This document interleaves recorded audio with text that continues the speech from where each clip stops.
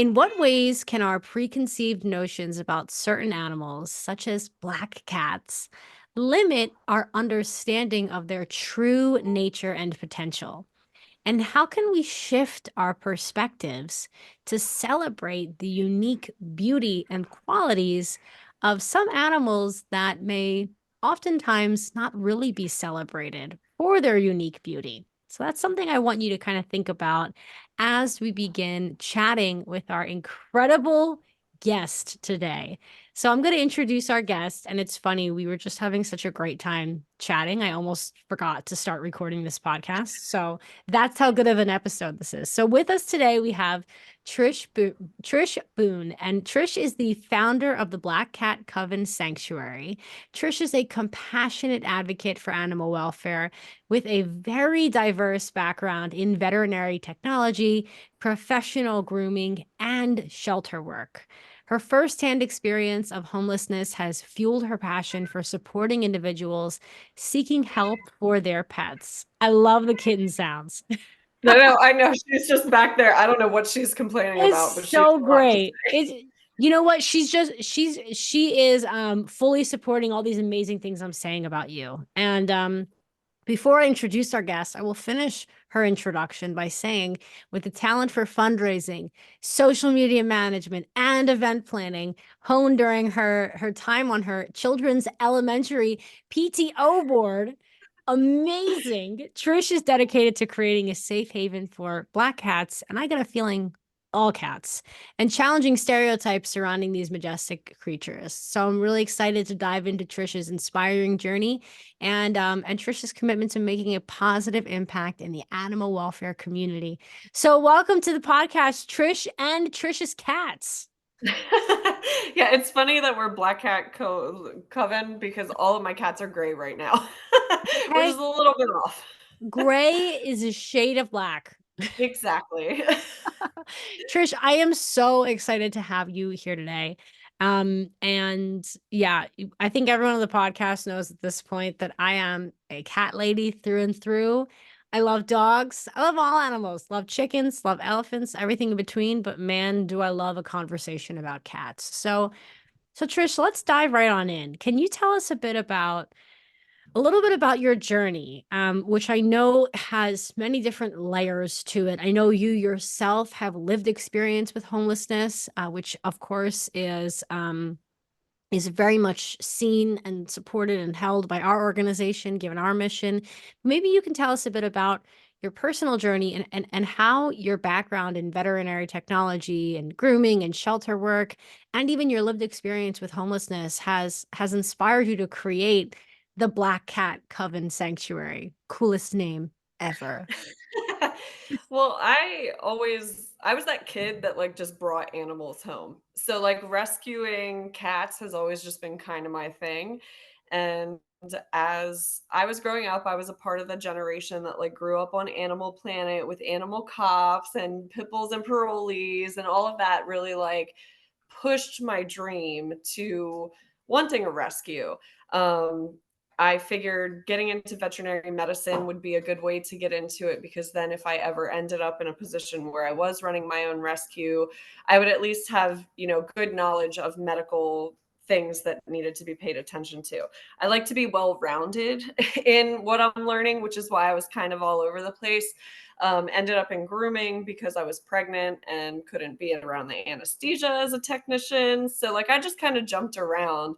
My work in shelters is what kind of pushed me towards focusing on Black cats, because there's a huge discrepancy between both cats and dogs that are Black and their adoption rates in comparison to other animals in the shelters. My initial goal was to kind of create a space where I could network with shelters so that I could take on some of their Black cats or their quote unquote harder to adopt animals, so that they could have space to push through animals that are more adoptable. Um, a lot of that has changed since I found Street Dog Coalition and my own lived experience with houselessness. There are safe haven programs that shelters offer. However, having worked at a shelter, I also know that like that space is limited. And because the shelter doesn't always know when that program is going to be utilized, it's a difficult position to figure out, do we save space so that we can utilize this program, or do we take in surrender? Do we take in this stray and then breach over our capacity to care? So I think that it's important to create spaces that are primarily focused on temporary sheltering for those struggling with homelessness or other service issues. So that's kind of where I've revamped my goal a little bit, and black cats and challenging the stereotypes and everything like that will still always be a hobby and in the background, but I do want to kind of change my direction a little bit as I've seen other things that need to be addressed, because there are fantastic rescues that already focus on black cats and stuff that I feel like my lived experience provides a nice space for me to be able to address other issues and gaps between social services and animal welfare organizations. That's awesome. And you know, part of this was, you know, part of the conversation that we were chatting about before we went live. And what I'm admiring most about what you're saying is this, you know, when you start a nonprofit or when you have an idea or a spark of an idea, I think so often a lot of individuals who mean really well, um, you know, they start a nonprofit, they start a project, a community service endeavor, and oftentimes what they believed the problem to be is not really the biggest problem, or not really like the root of the problem, or rather the problem they set out to solve is maybe the symptom of a much larger problem. That's So it. yeah, there it is. I got there eventually. Definitely it. Like, what is the Yeah, root cause? We're addressing a symptom. What's the root cause? I want to start yeah, addressing the root causes. So, yeah, yeah, and you know, just to hear that the Street Dog Coalition and the work that we do has been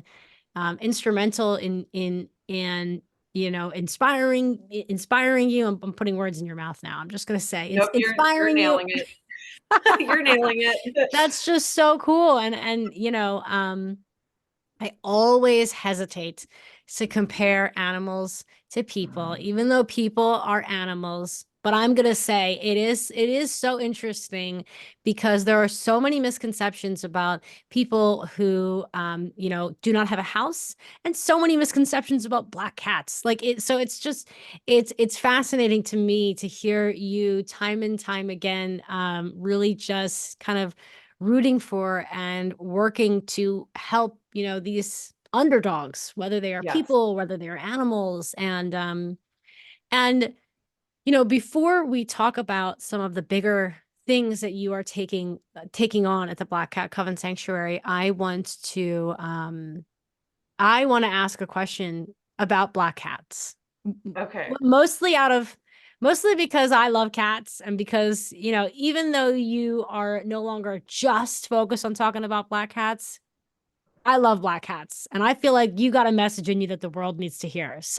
Yes. We both know that black cats, they often face a lot of myths and superstitions. And, you know, I volunteer at my local animal shelter, and there's always so many black cats.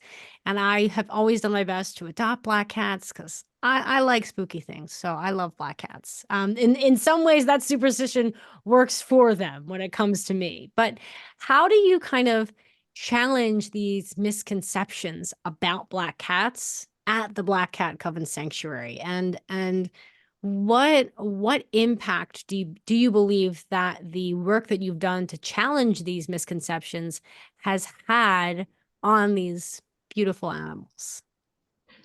So, as much as I would love to say that I challenge the misconception, I actually play into the stereotype, hence the Mm. name Black Cat Coven. That's Um, awesome. that is why, like, the Shopify link that I shared with you is gothic clothing for pets. I want to play into the spooky factor. I'm Mm. trying to hit a niche audience with what I'm doing. I want to play into the power of the adversary. instead of, Wow. demonizing it. I want to glorify it. Like, yes, they're not scary. They're powerful, beautiful creatures. There are a lot of spiritual beliefs within different cultures about cats in general, that I would like to play into that would also help with like intersectionality and, bringing in the cultural aspect of it and why they're important to certain cultures and why those beliefs exist in other cultures. And this one's just in the way. She's like, here, have my butt. um, but yes, so at first my idea was to kind of challenge the misconception, but then I realized that that doesn't fit with me. I'm like you. So like the spooky, that element of it is what draws me to them. So I am trying to target the people that it draws them to. Um, I love so that. that's kind of like I never do anything the normal way. So Yeah. that was the direction that I decided to take, was that I was going to play into the stereotypes instead of challenging them.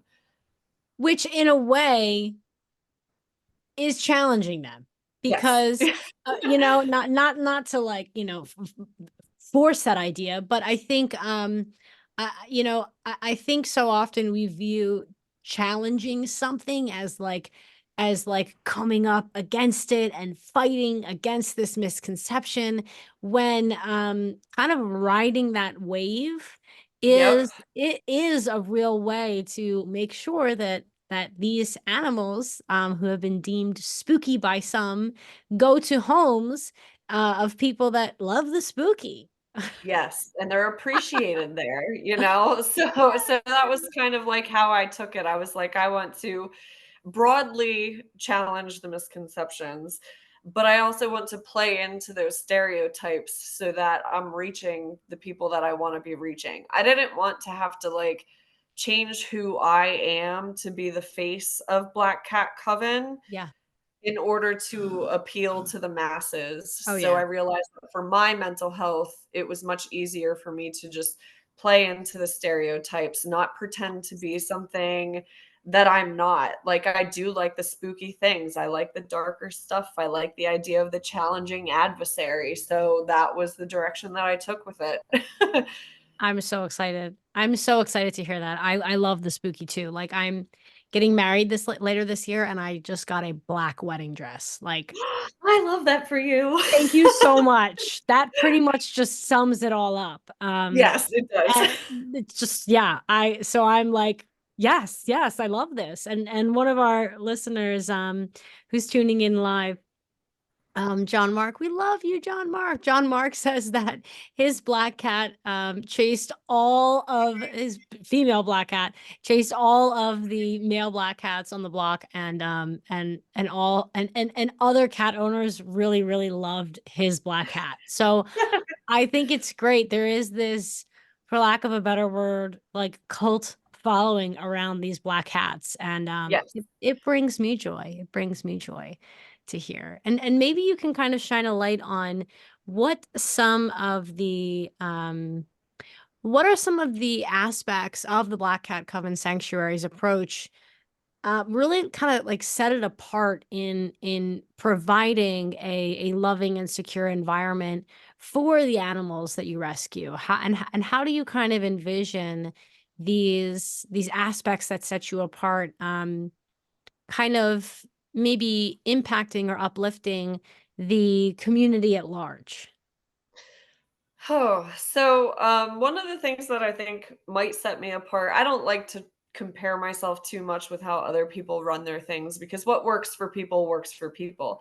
Yeah. However, with my experience in shelters, I know what it's like to see mass banks of cats just everywhere. So like I have crates so that the cats can be separated when necessary or like, feeding issues, but for the most part they live out their life as pets in my house. Like I told you, I've got 11 kittens just like You did they tell me control that. the place. They're doing their thing.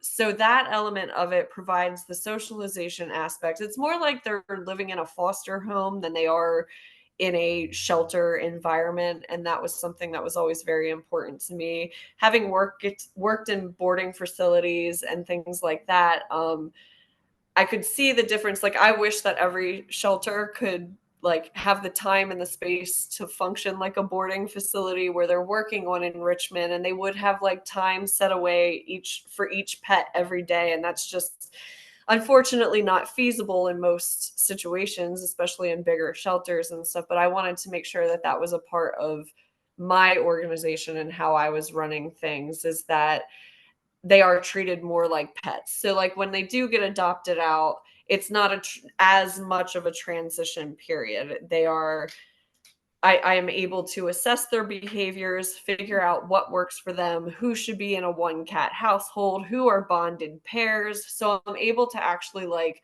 Hmm. assess their behavioral needs in a home type environment Which versus is totally different than a shelter, right? Yeah. very, very different. So I Hmm. want to stay very small scale so that I am able to do those things and really know the cats as I am adopting them out, to make sure that the homes that they're going to are the perfect fit. I'm still, in the process of getting sort of like the whole 501(c)(3), all that kind of stuff. That's a whole thing in and of It's a whole itself. thing. So Tax law. once I get in, yes, it's so much. So jumping through those hoops right now, trying to figure all of that out. So I'm kind of like functioning as a mutual aid, in hopes that a lot of the stray cats that we have around here, as I'm, adopting these out, the ones that I'm in the city in York, and I go out my back door and there's cats everywhere, Yeah. and not a lot of TNR situations. Our TNRs around here are so backlogged. They're so backlogged that so like even if I can just get them into the house and separate them so that they're not out there procreating and we can just, until they can get in to get fixed. That's one of the ways that I would love to help, is to be able to work with shelters in that way so that we can reduce the population. Another thing that I want to focus on when I'm taking animals in is like the temporary foster type situations. I want people to be able to have their pets. And I know that there are a lot of barriers between housing or money or whatever the case may be. I also am a very much no questions asked type of scenario, because I've been in situations where being asked makes me feel like a really crappy pet owner. And I don't want anyone to feel, no one wants to give up their pet. You know, for a lot of people, it's their lifeline. And I would just love to be able to reduce that, like the anyone having to give up their pet. I know there's cases and scenarios where it has to happen, but we work within those types of things. But yeah, like just really trying to provide a more home type environment so that when they are adopted out, they are able to transition easier into a household is probably my main goal and what sets me apart a Wow. little bit from some organizations. Yeah, absolutely. And it's interesting to hear you say that because Um, even in the short time that I've been speaking with you today on this episode, and even before we went live, you have such an inspiring ability to evolve, I think, on a personal level and on a professional level. And I think your evolving organization and your organization's, um changing priorities is just evident of you as a person and the amount of growth that you have obviously had to navigate throughout your own life. And I'm curious to know, we have a lot of individuals who listen to our podcast who, like me, have a lot of various experience with various things. And I know that your bio, your resume is long and lovely. You have experience in fundraising, social media, event planning, all that stuff, right? That Yeah. you know, some people who have that experience, it might feel like, saving animals, getting their hands dirty, saving animals feels like a pipe dream, like a long way off. So I guess my Yeah. question for you here is like how how have you gone from doing um, fundraising, social media management, event planning. How have you been able to like harness those skills to then save animals? Well, the saving the animals came first because, like I said, that just was naturally what I did even as a That's child. It right. was always bringing stray cats home. The event planning, the social media, all of that kind of stuff kinda happened on accident with my involvement at my kids' PTO.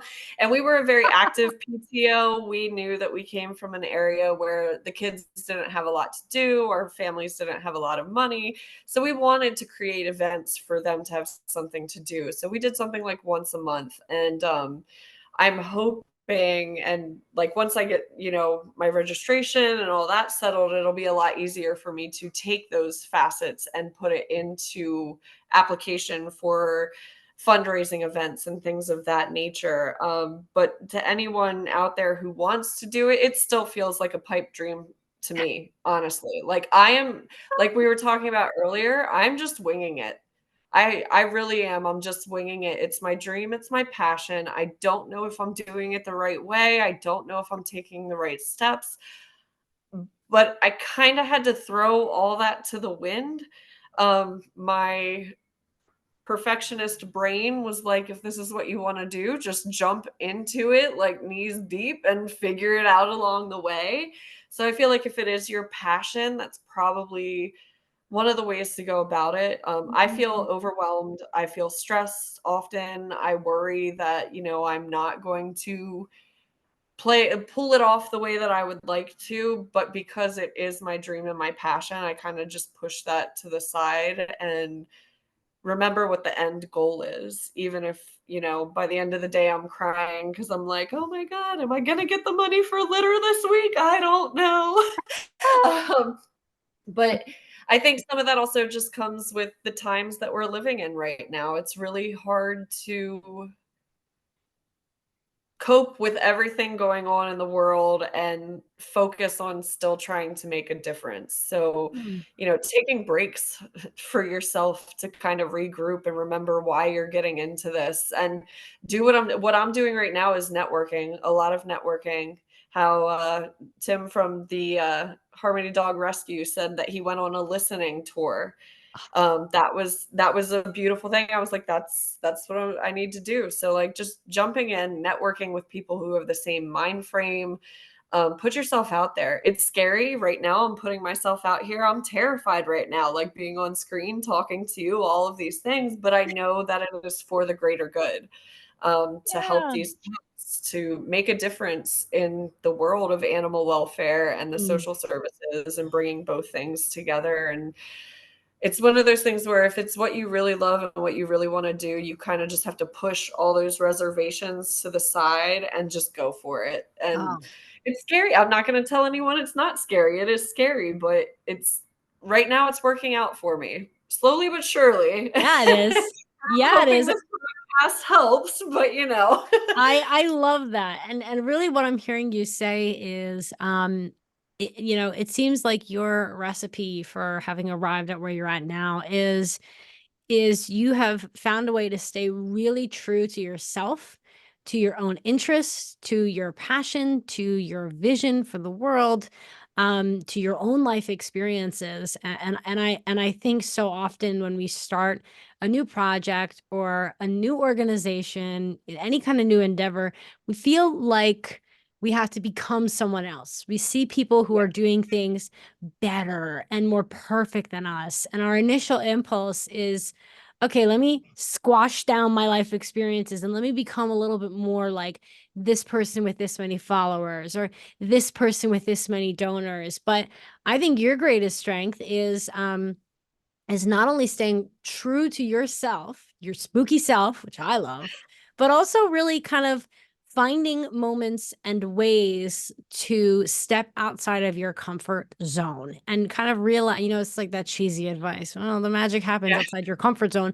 But it's really true. Like, and that's what we do at the Street Dog Coalition. Our yeah, our founder, John Geller, always says, we're building the plane as we're flying it. And it's like horrifying, but in the world of animal welfare, that's just what we do. We have that yeah, passion.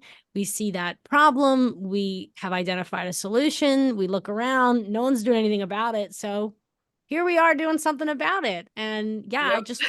I just really admire that advice to just stay true to yourself, step outside your comfort zone, feel the hesitation, feel the fear, allow it to be there, but to not let that fear, prevent you from even starting. So you've Yeah. mentioned perfectionism a couple times, and I know oftentimes perfectionism prevents people from even making starting messy, which is really Yes. what this is all about. It really yes, starting messy, that's it, that is a great way to describe it.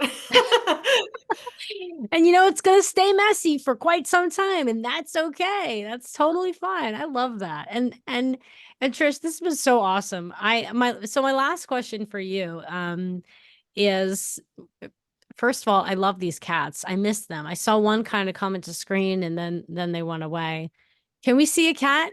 That's my Here's a second to last kitten for question. you. Oh, you got Okay. baby. Oh, He's like, "You woke me up from a nap." you know what? You know what, little one, you're always napping. That's fine. So that was They my are, they're second to all last napping right question. now. They had lunch and now they're just, like, zonked. Oh yeah. And then my last question for you, Trish, is so in the show notes for this episode, I have included a link to your website with your Shopify, your GoFundMe, the Cash App information so that people can send some donations your way and make sure you get that kitty litter this month. But I know. maybe you can share with us how individuals who are really passionate about animal welfare, who really want to support the Black Cat Coven Sanctuary, how can they get involved and contribute to your mission? Right now, if I could just get people to follow us on Facebook, get us out there a little more, follow, like, share, all of those social things. Check out the Shopify with the for those people who want gothic clothes for their pets. Like, check it I out. love It's it. they're fun. And then I will be doing gothic collars and things of that style too. So I know that sometimes people are more motivated to support if they're getting something back, which is why I was like, let's do something where, they're getting something in return Merch. for their support. Yes, it's a merch thing.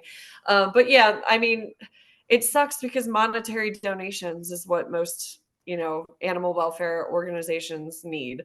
And we're in a space right now where even some of the biggest organizations aren't getting the incoming donations that they're used to. So I always feel bad asking for money, but I also know that, like, it's kind of it's kind of what I need.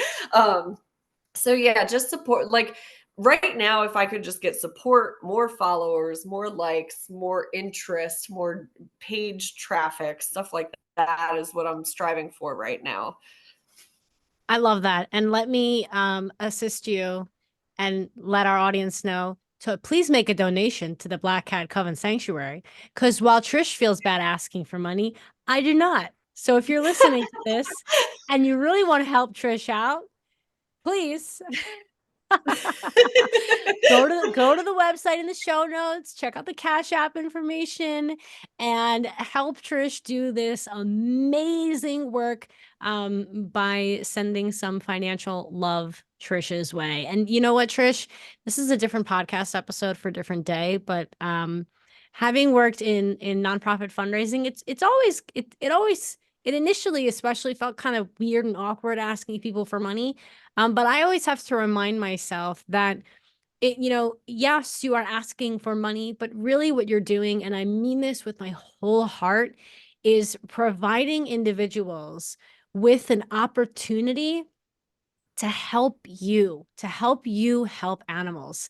And y'all, if you have made it this far in this episode, you you really care about black cats and you really care about animals and animal welfare. So in all seriousness, please, please, please, please check out the show notes. Check out Black Yes, Cat Coven Sanctuary's website and make a donation. But also all my follow Black kittens Cat are ready Coven. to go to the vet. All the Look at me kittens are just ready like, to go to the vet, so I need help. there you go. Look at me just like inserting myself in your call to action. Like But no, it's so relatable. It's so relatable to be hesitant to ask people to donate because people work really hard for their money, but people love you. They love what you're doing. They love the animals you rescue, and supporting you financially, in my opinion, is a no-brainer. So there you I go. appreciate it, and I am so thank you so much for having me on this podcast. I was so You're excited when welcome. you reached out and invited me. Yay! Oh, I'm so happy. Our listener, John Mark, we love you, John Mark. John Mark says, Trish, you are officially the cat lady. Kudos to you. I stole John your Mark, title. I you have stole your stolen my title. title. You really Stole your have. title. That's totally fine. I tip my hat to you. You should have had that title well before me. John Mark, you're awesome. I love that you tuned in live. John Mark also says that he's going to be a guest speaker today at our founders class at Colorado State University. How cool is that? That's Amazing. awesome.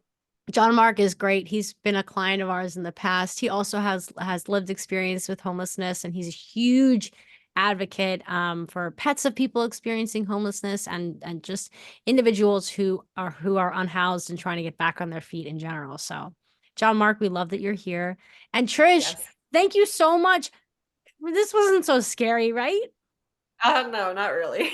But you make it easy, so Oh, that helps. thank you so much, Trish. Thank you from the bottom of my heart for all of the amazing work that you do for animals. You are such an angel, but like a black angel, like a spooky angel, Spooky angel. right? A spooky Yes, angel. a dark And angel.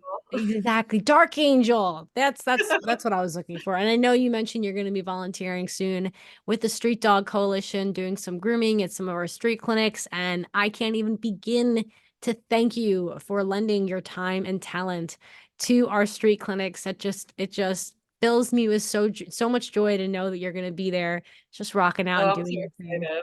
I'm so excited. Trish, this has been amazing. Open invitation to come back on the podcast at any time. Seriously, thank you, thank you, thank you from the bottom of my heart for joining me today and for all the work that you do. Of course, thanks for having me. You're welcome. Until next time, Trish, take care. Oh, see ya. Adios.